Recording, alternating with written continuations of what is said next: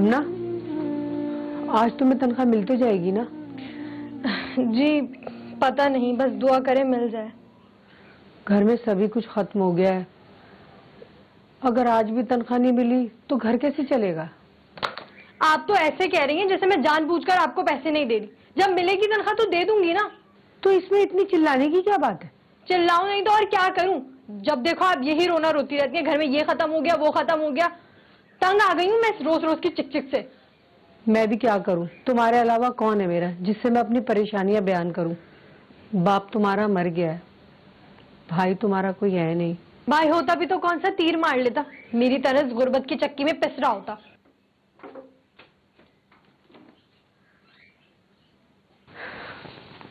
रमना, ये ले बेटा। क्या बात है, आज ऑफिस से आते ही तुम लेट गई? बहुत काम था अम्मी, थक गई हूँ आज मैं। ये लीजिए तनख्वाह मिल गई। शुक्र है। क्या शुक्र है अम्मी, पूरे महीने जानवरों की तरह काम करो, उसके बाद इतनी सी तनख्वाह मिलती है, वो भी रो रो कर। कोई बात नहीं बेटा, ना मिलने से मिलना बेहतर है। अम्मी हम इतने गरीब क्यों हैं? गरीब होना गुनाह तो नहीं। गरीब होना गुनाह ही है। गरीब सारी जिंदगी तकलीफें सहता है और फिर से सक के मर जाता है। अम्मी मैं ऐसे जीना नहीं चाहती, मैं चाहती हूँ मेरे पास सब कुछ हो। बेटा तू परेशान नहीं हो, देख कुछ दिनों में तेरी सारी परेशानियां दूर हो जाएंगी। एक दफा तेरी शादी अरसल से हो जाए, फिर देखना तू कैसे राज करेगी। हाँ बड़ा राज करूंगी मैं वहां पर। अरसल तो जैसे लैंडलॉर्ड है ना, हमारे ही जैसे हैं वो लोग। कोई हमारे जैसा नहीं है, अच्छी खासी नौकरी है उसकी और मकान का किराया भी आता है। हमसे बहुत अच्छे हैं वो लोग। अम्मी मुझे 10-10 रुपए गिनने वाले लोग नहीं, मैं चाहती हूँ मैं ऐसे घर में जाऊं जो बिना सोचे 10-10 हजार खर्च कर दे। आपने ना मेरी अरसल से मंगनी करके अच्छा नहीं किया। कि तुम क्या कह रही हो? अरसल तुमसे बहुत मोहब्बत करता है। अम्मी मैं इस खाली खुली मोहब्बत का क्या अचार डालूंगी? रमना, अरसल है।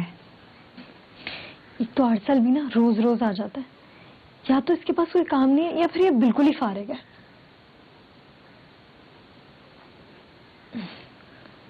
तुम कब आए अरसल? बस अभी आया। अच्छा तुम दोनों बातें करो, मैं तुम्हारे लिए चाय लेके आती हूँ। जी, कैसी हो तुम?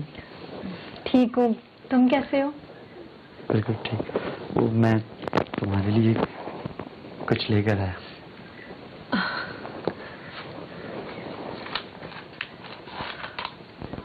वाह अरसल, ये तो बहुत खूबसूरत है।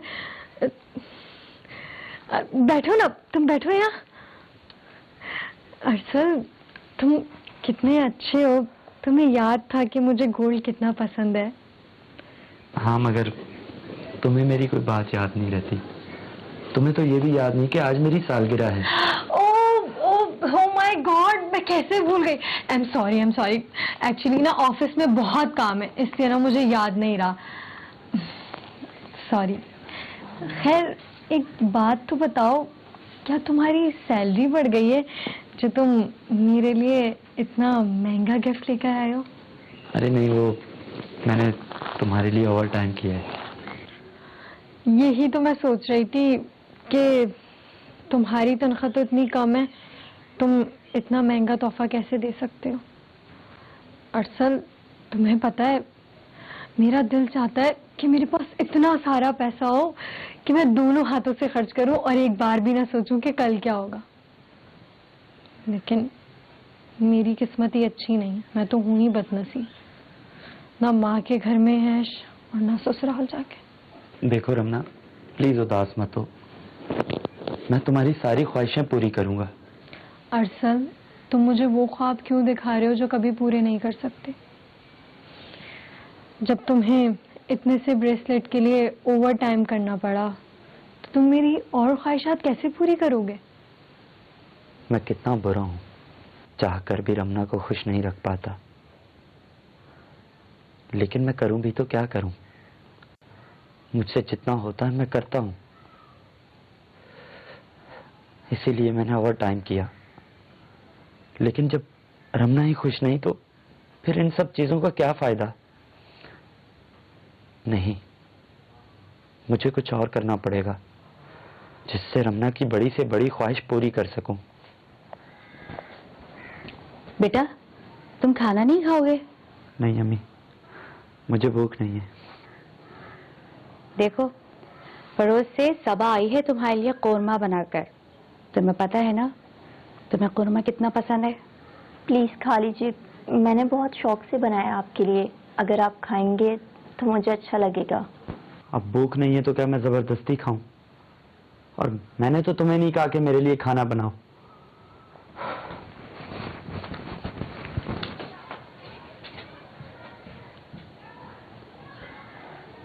इसको क्या हो गया? मैं इसके लहजे से तुमसे माजरत चाहती हूँ। कोई बात नहीं आंटी, जब उसे भूख लगेगी तो खा लेंगे वो। बदकिस्मती से हमारे यहाँ अब जो ड्रामे दिखाए जाते हैं उनमें जो स्टाइल है वो इर्द गिर्द नज़र नहीं आता। वो एक एलीट क्लास का स्टाइल दिखाया जाता है अमूमी तौर पे, और उसी चीज़ को हासिल करने के लिए जो middle class, lower middle class और दूसरे तबके के जो लोग हैं वो इस तरह से अपने वसाइल को क्रॉस करके, अपने वसाइल को ना देखते हुए, अपने वसाइल को नज़रअंदाज करते हुए इस तरह से उन चीज़ों के पीछे भागते हैं कि वो अपनी असल को भूल जाते हैं। असल चीज़ है प्रायोरिटीज़ का सेट होना। हमने ज़िंदगी में किस तरह से प्रायोरिटाइज किया हुआ है चीज़ों को। अब ह्यूमन वैल्यूज़ ख़त्म होती जा रही हैं और उसकी जगह सिर्फ एक चीज़ ने ले रही है और वो है पैसा। अम्मी, मेरी दोस्त है ना कश्यप, उसके मंगेतर ने ना उसे डायमंड का सेट गिफ्ट किया है। ये देखें अम्मी, इतना खूबसूरत है। हाँ हाँ, दिया होगा। अरे ये इतनी जोर जोर से कौन दरवाजा बजा रहा है? अरसल ही होगा, और कौन हो सकता है। छुट्टी वाले दिन भी चैन नहीं है इसे। ऐसे मत कहा करो उस बेचारे को, आखिर को तुम्हारा मंगेतर है और कितना ख्याल रखता है। हाँ, वो मंगेतर जिसे आपने मेरे गले का फंदा बना दिया। अच्छा जाओ, जाके दरवाजा खोलो, वो कितनी देर से धूप में खड़ा है। क्या मुसीबत है, हर वक्त आ जाता है। एक तो अरसल को भी ना सब्र नहीं हो। अरे यूं ही बुद्ध बनी खड़ी रहोगी या फिर अंदर भी बुलाओगी? हाँ हाँ, क्यों नहीं, आइए ना आप अंदर आइए। अहमर बेटा, आने से पहले इत्तला दे देते, यूं अचानक आ गए तुम। मुझे तो अभी तक यकीन नहीं आ रहा तुम्हारे आने का। बस चची, मामा पापा की डेथ के बाद अमेरिका में दिल ही नहीं लग रहा था, तो बस वहां से सब कुछ खत्म करके यहाँ चला आया और अब मैं हमेशा यही रहूंगा। घर भी लूंगा, शादी भी करूंगा, और मैंने एक एजेंट को भी घर का कह दिया है। चलो ये तो बहुत अच्छी बात है। लेकिन चची, रमना को मेरा घर सेट कराने में मदद करनी होगी। अरे बेटा, इसके पास कहाँ टाइम है? ये सुबह जो ऑफिस के लिए निकलती है ना, तो फिर शाम को ही लौटती है। नहीं नहीं अम्मी, मैं कुछ दिनों के लिए ऑफिस से छुट्टी ले लूंगी। ये हुई ना बात। बस चची, अपने हाथ से कुछ पका हुआ खाना खिलाते, बहुत भूख लग रही है। क्यों, तुम्हें कुछ फ्लाइट में खाने को नहीं मिला क्या? हाँ दिया था उन्होंने, लेकिन मैंने साफ मना कर दिया। खाना तो मैं अपनी चच्ची के हाथ से ही खाऊंगा। अच्छा चलो ये बताओ तुम क्या खाओगे? बिरयानी बना दे। चलो तुम लोग बैठ के बात करो, मैं यूं जल्दी से बना के ला। अम्मी बिरयानी बहुत अच्छी बनाती है। देसी बिरयानी और अमेरिका के। अरसल कब तक इंतजार करोगे? वो लोग तो बहुत देर में आएंगे। खाला, मैं तीसरी बार रमना से मिलने आ रहा हूँ मगर वो घर पर ही नहीं होती। बेटा मैंने कहा ना, वो अहमर के साथ उसके घर का सामान लेने गई है, और अहमर को तो यहाँ का कुछ पता है नहीं। ठीक है, मैं उसे फोन कर लूंगा। या आप रमना को दे देना, कहना कि अरसल लेकर आया था। ठीक है, मैं चलता हूँ। चलो बेटा, मैं बता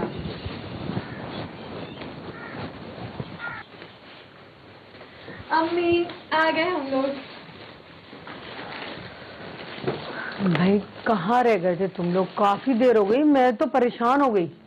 चच्ची, ये तो आप अपनी बेटी से पूछें, जो शॉपिंग मॉल्स में घुसकर बाहर निकलने का नाम ही नहीं ले रही।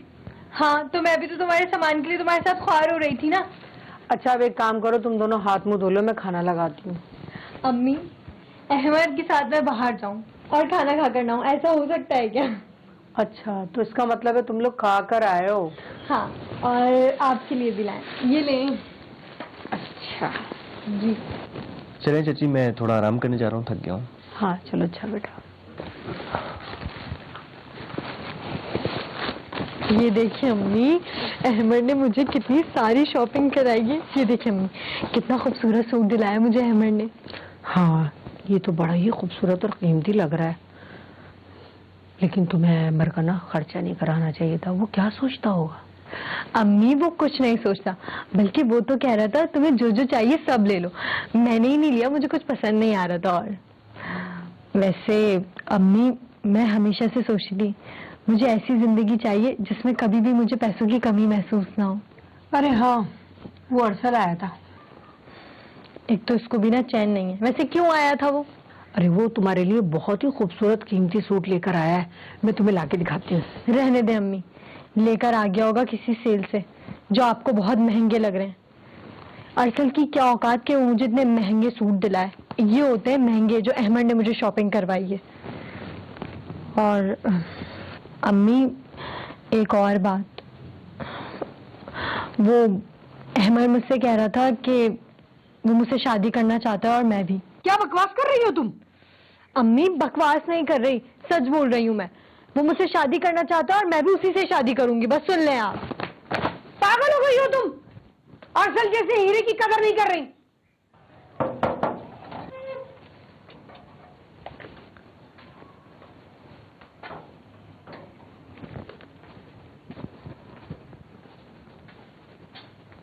Happy birthday Ramna.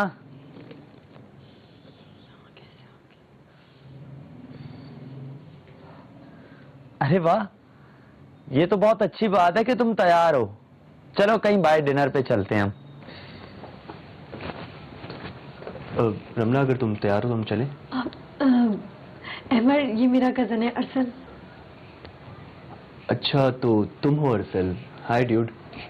एक्चुअली हमें लेट हो रहा है तो फिर मुलाकात होगी। अच्छा, मैं गाड़ी निकाल रहा हूँ तो फिर तुम बाहर आ जाओ। हाँ तुम चलो, मैं आती हूँ।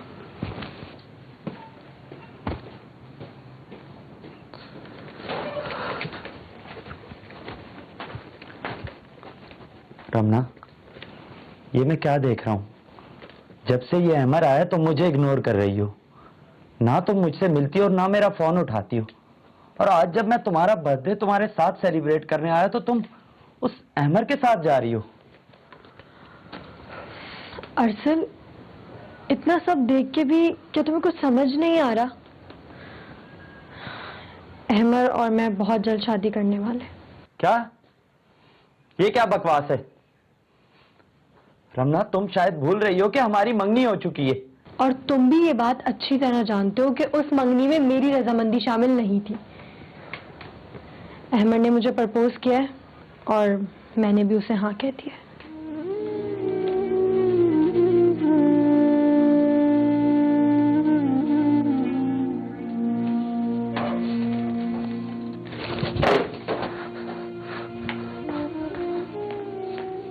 किरदार साजी रही नहीं है। स्कूल हों, कॉलेजेस हों, यूनिवर्सिटीज़ हों, हर चीज़ का एक इम्पॉर्टेंट रोल होता है। और सबसे बढ़कर माँ की गोद। माँ बच्ची को क्या तरबियत दे रही है, अपनी बेटियों को क्या तरबियत दे रही हैं। आजकल जो चीज़ें देखती हैं, वो स्टाइल, वो चमक दमक, किस तरह से अपने अफेयर्स चलाने हैं और उसके ज़रिए यानी शादी की तरफ जाना और फिर पैसे को सबसे ज़्यादा फौकियत देना।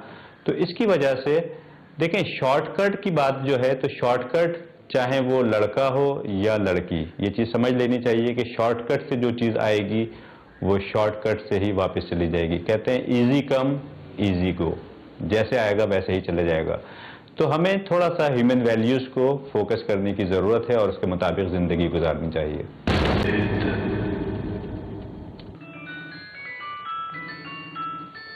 किसका फोन आ गया? हेलो, क्या? कब हुआ ये? अच्छा, परेशानी हुई, ये बताएं कौन से हॉस्पिटल में? अच्छा, रमना, अरसल का एक्सीडेंट हो गया। उफ, अम्मी क्यों परेशान हो रही है? ड्रामा कर रहा होगा। अरे क्या बकवास कर रही हो तुम? अम्मी, मैं उसकी फितरत को अच्छी तरीके से जानती हूँ। मैंने शादी से इनकार कर दिया, तो बस वो मुझे राजी करने के लिए ड्रामेबाजियां कर रहा है। अरे वो इतना बड़ा ड्रामा क्यों करेगा? आप नहीं जानती उसे, और वो क्या समझता है, ये वो ड्रामे करके मुझे मना लेगा शादी के लिए। कुछ भी हो जाए मैं उससे शादी नहीं करने वाली। तो पागल हो गई हो, मेरी तो कुछ समझ में नहीं आ रहा आखिर ये हो क्या रहा है। आप फजूल में परेशान हो रही हैं, रिलैक्स हो जाएं, ये सब ड्रामा है, देख लीजिएगा।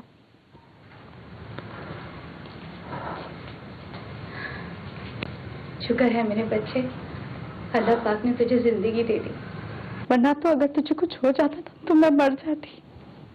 अम्मी क्या फायदा ऐसे जीने का कि जब रमना ही मुझे छोड़ के चली गई। लानत भेज उस लड़की पे, तुझे पूछने तक को नहीं आई।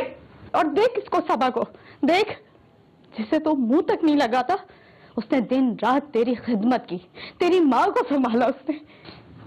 सबा, तुम्हारा शुक्रिया कि तुमने इतना ख्याल किया मेरा। शुक्रिया की कोई बात नहीं है, मुझे तुम्हारा काम करके बहुत खुशी महसूस होती है। सबा प्लीज मुझे माफ कर देना, मैंने तुम्हारा बहुत दिल दुखाया ना, और शायद मुझे उसी के किए की सजा मिली है। मैं एक ही शर्त पे तुम्हें माफ करूंगी, तुम्हें मुझसे वादा करना होगा कि तुम दोबारा से एक नॉर्मल जिंदगी गुजारोगे, सब कुछ भूल जाओगे। मैं कोशिश करूंगा। कोशिश नहीं, आपको ये करना होगा, और मैं साथ दूंगी इसमें आपका।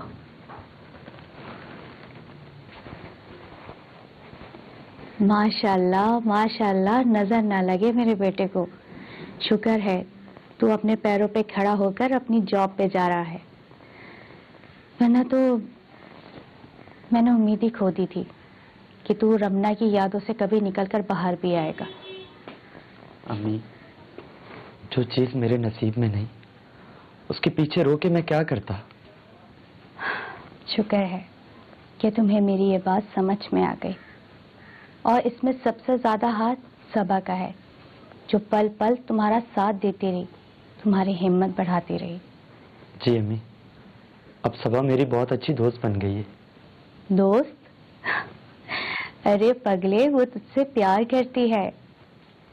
क्या मतलब, ये क्या कह रही हैं आप? हाँ बेटा, सबा हमेशा से तुमसे मोहब्बत करती रही, बस तुम्हारी मंगनी की वजह से कुछ कह न सकी। लेकिन अब मैंने फैसला कर लिया है, मैं तुम्हारी और सबा की मंगनी कर दूंगी। अम्मी, अब मैं किसी रिश्ते में नहीं पड़ना चाहता। अरसल, एक बेवफा के चक्कर में सबको सजा देना कहाँ की अक्लमंदी है। और मैं दिल से कहती हूँ, सबा बहुत अच्छी बच्ची है, बहुत सलीकामंद है, बहुत तहजीब वाली है। तुम दोनों बहुत खुश रहोगे। रमना, मुझे तो ये सोच के शर्म आती है कि अरसल का इतना बड़ा एक्सीडेंट हुआ और हम उसको देखने भी नहीं गए। अगर तुम मुझे कसम नहीं देती ना तो मैं जरूर जाती। अम्मी, ये आप रोज रोज यही बात क्यों करती रहती हैं? और अगर आपको इतनी फिक्र हो रही है ना, तो आप चली जाएं, पता चल जाएगा आपको झूठ का। वो झूठ नहीं, सच है। तुम्हारे मामू ने मुझे खुद बताया है कि अरसल का बहुत बुरा हाल था। शुक्र करो उसकी जान बच गई। अच्छा, तो क्या करूं अब मैंने तो नहीं करवाया ना उसका एक्सीडेंट। लेकिन मुझे लगता है तुम्हारी वजह से हुआ है। क्या मतलब है अम्मी आपका? मतलब ये कि अगर तुम उसको शादी से इनकार नहीं करती ना तो कभी भी उसका एक्सीडेंट नहीं होता। अच्छा खैर छोड़ो, ये अहमद शादी तुमसे कब कर रहा है और अब किस बात का इंतजार है? अब वो मेरी ना उससे बात नहीं हुई। तो फिर कब करोगी बात? रजिया आपा, आप लोगों ने मेरे बेटे को मारने में कोई कसर नहीं छोड़ी थी, लेकिन फिर भी मैं अपने बेटे की खुशी में आप लोगों को बुलाने के लिए आई हूँ। क्या मतलब? आपकी बेटी ने मेरे बेटे के साथ रिश्ता खत्म कर दिया था, इसका मतलब ये नहीं कि अरसल की शादी नहीं हो सकेगी। मैंने अपने पड़ोस में रहने वाली सबा के साथ अपने बेटे की मंगनी तय कर दी है, और मैं उस मंगनी में आप लोगों को बुलाने के लिए आई हूँ। आइएगा जरूर अपनी बेटी के साथ। जी रजिया खाला, मैं और अम्मी जरूर आएंगे, और आप भी मेरी और अहमद की शादी में जरूर आइएगा। चलो बेटा।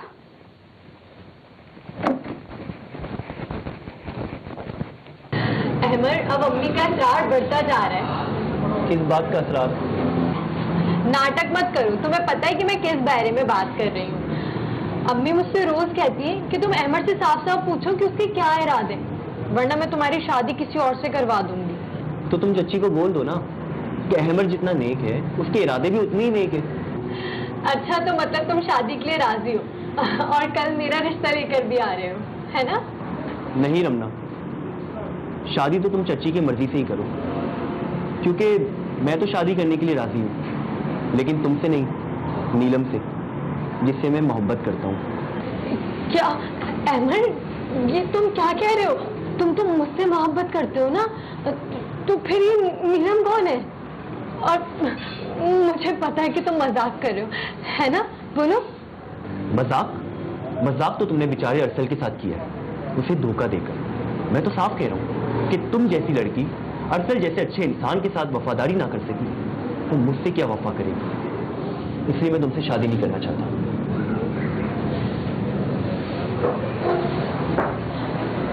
शादी को कंटिन्यू रखने के लिए या इस रिश्ते को निभाने के लिए सबसे ज़्यादा जो इम्पॉर्टेंट चीज़ है वो है मियाँ बीवी का रिजॉल्व, कमिटमेंट, कि हमें इस रिश्ते को कैरी करना है।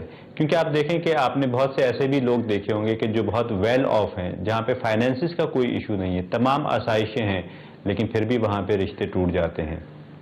उसकी क्या वजह होती है? उसकी वजह इंटरेस्ट होते हैं, उनके अपने अलग डिफरेंट इंटरेस्ट होते हैं, ट्रस्ट की कमी होती है। तो सबसे इम्पॉर्टेंट चीज़ ये है कि एक कमिटमेंट के साथ इस रिश्ते को लेके आगे चला जाए और जितने भी उतार चढ़ाव आएँ उनको बर्दाश्त करते हुए आगे बढ़ें।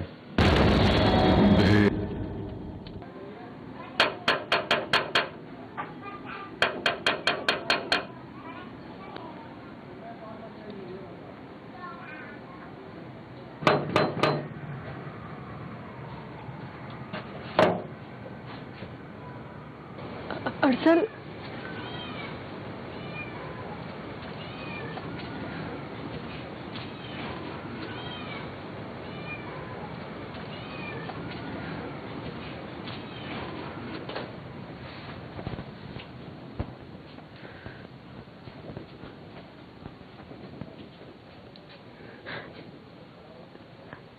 अरसल,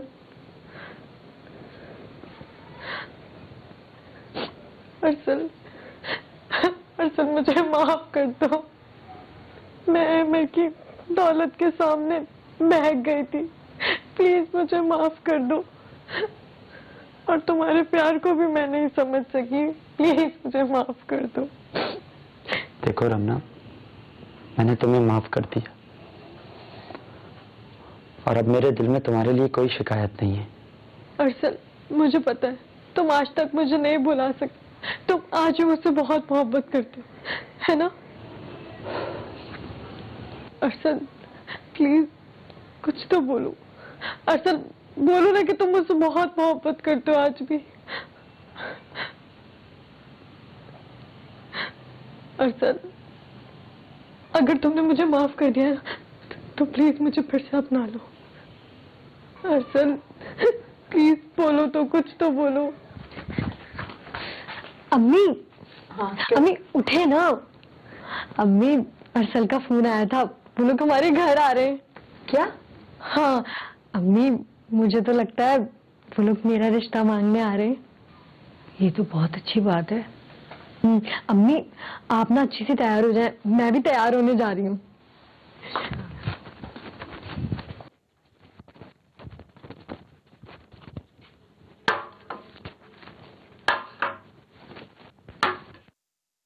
अम्मी, इतनी देर हो गई अभी तक नहीं आए। रास्ते में होंगे।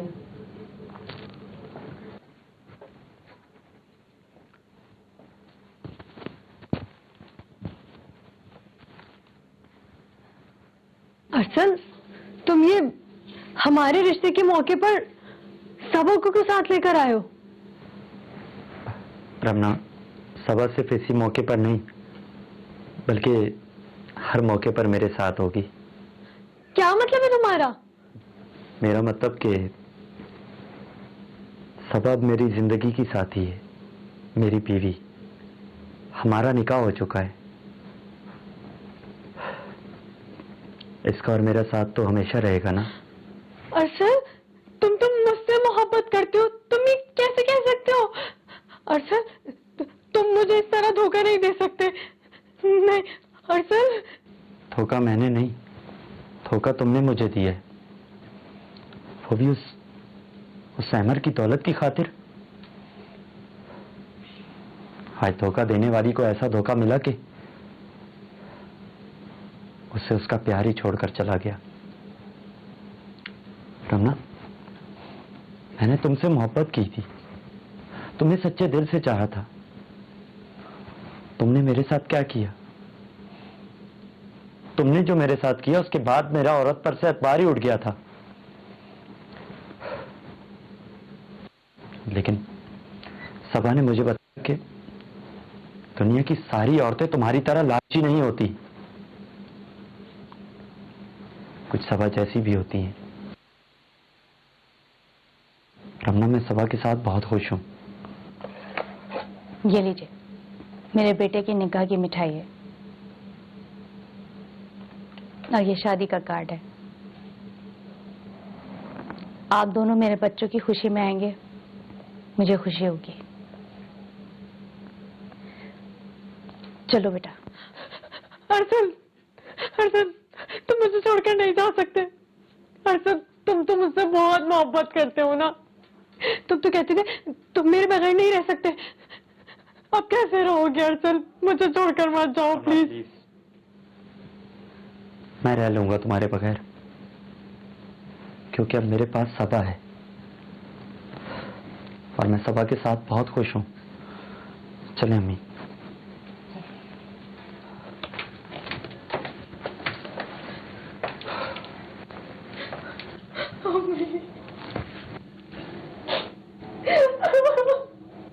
कोई भी एक्शन है उसका दारोमदार नियत पर होता है, तो डेफिनेटली उस लड़की की नियत जो है, उसकी जो इंटेंशन है वो थोड़ी सी नेगेटिव होगी उस फाइनेंशियल स्टेटस को लेके।